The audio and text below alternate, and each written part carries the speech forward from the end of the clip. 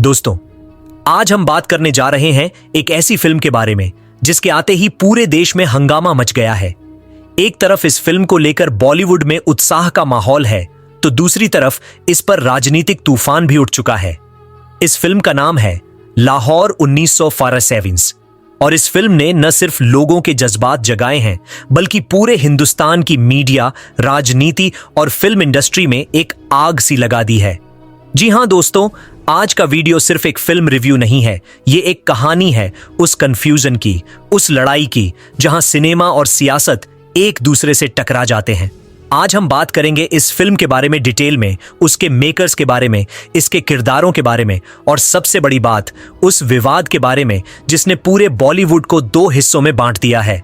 Film Lahore 1947 का निर्देशन किया है veteran film maker Rajkumar Santoshi ने, जिन्होंने पहले घायल, दामिनी, लेजेंड ऑफ भगत सिंह और अंदाज अपना अपना जैसी टाइमलेस क्लासिक्स दी हैं। इस फिल्म का प्रोडक्शन किया है आमिर खान प्रोडक्शंस ने और सबसे बड़ी बात, फिल्म में सनी देओल लीड रोल में नजर आने वाले हैं। एक ऐसी जोड़ी सनी देओल और आमिर खान जो पहली बार एक साथ किसी प्रोजेक्ट में काम कर रहे हैं। बॉलीवुड के इतिहास में यह एक बड़ी कोलैबोरेशन बन गई है।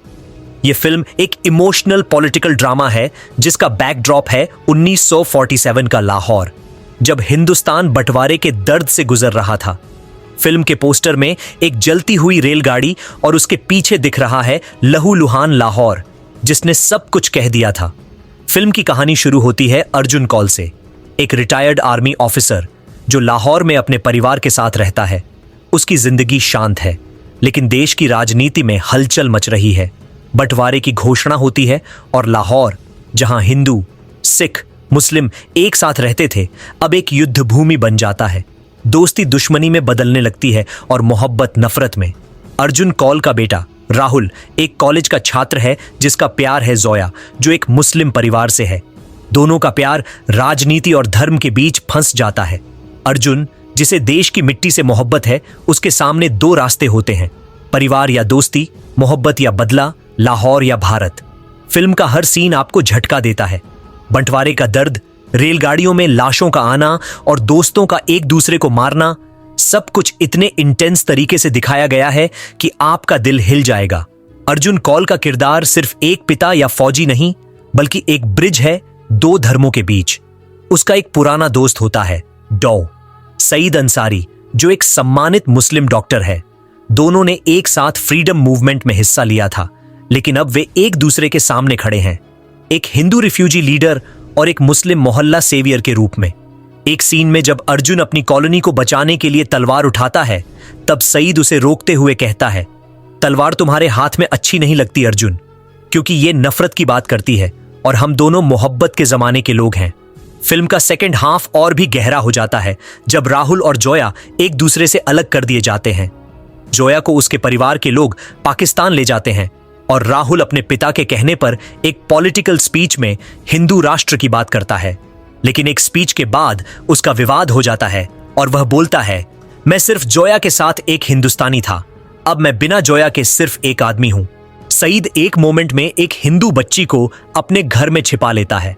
उसका एक पावरफुल डायलॉग होता है, जब लाहौर में इंसानियत मरते देखी तब मैंने इंसान बनने का फैसला लिया। सपोर्टिंग रोल्स में आयुष्मान खुराना एक पत्रकार बने हैं, दीपक जोशी जो लाहौर से अवैध अखबार छापता है जिसमें सच्चाई लिखी जाती है।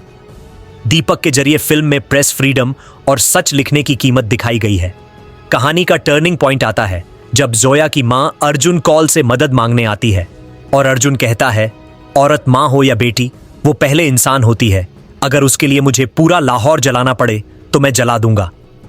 इसके बाद एक धमाकेदार सीक्वेंस आता है, एक काफिला जिसमें अर्जुन, सईद, राहुल, जोया और 50 रिफ्यूजी एक टनल के जरिए भारत पहुंचने की कोशिश करते हैं, पर तालिबान के गनमैन उस पर हमला करते हैं। फाइट सीक्वेंस, सनी देओल का रॉ एक्शन और आमिर खान का इमोशनल रीजनिंग, ये सब कुछ क्लाइमैक्स तक लाता है। फिल्म का एंड सीन बॉर्डर के पास होता है, जहां अर्जुन और सईद अपने दोस्तों की लाश उठाकर भारत की मिट्टी में दफन करते हैं। और अर्जुन का फाइनल डायलॉग, वक्त बंटवारे को मंजूर कर गया, लेकिन मेरे दिल ने उसे कभी नहीं माना। ये सब तो कहानी थी, लेकिन असली हंगामा तब हुआ जब फिल्म के ट्रेलर लॉन्च के बाद एक ऐसे बड़े नेता का बयान सामने आया जिन्होंने कहा, यह फिल्म पाकिस्तान की कहानी बताती है, भारत की नहीं। मैं इसे भारत में रिलीज नहीं होने दूंगा। यह बयान देकर उन्होंने सिर्फ सिनेमा को नहीं बल्कि क्रिएटिव फ्रीडम को भी चुनौती दे दी। लोग कंफ्यूज हो गए, क्या सच में फिल्म पाकिस्तान के पक्ष में है या यह सिर्फ एक इमोशनल कहानी है?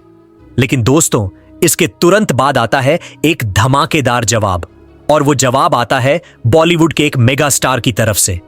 उन्होंने कहा, देखते हैं कैसे नहीं चलेगी ये फिल्म, हम इसे रिलीज करेंगे और ये फिल्म देश की सबसे बड़ी फिल्म बनेगी।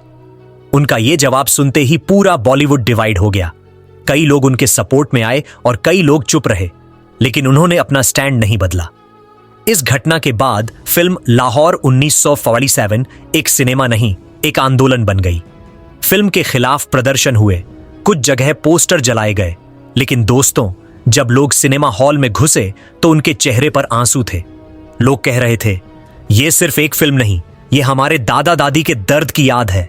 एक दर्शक ने बोला, यह फिल्म देखकर मुझे समझ आया कि मेरा दादा लाहौर का क्यों नाम लेता था रोज।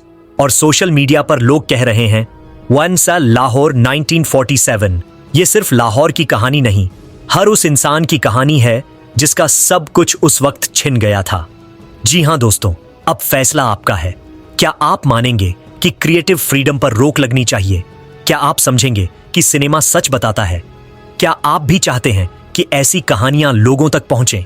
तो कमेंट करके बताइए कि आप इस फिल्म को किस नजर से देखते हैं। लाइक करिए अगर आपको वीडियो पसंद आया हो, शेयर करिए उन लोगों के साथ जिन्होंने बंटवारे का दर्द झेला है, और सब्सक्राइब करिए ऐसे ही पावरफुल स्टोरीज के लिए। जय हिंद, जय सिनेमा।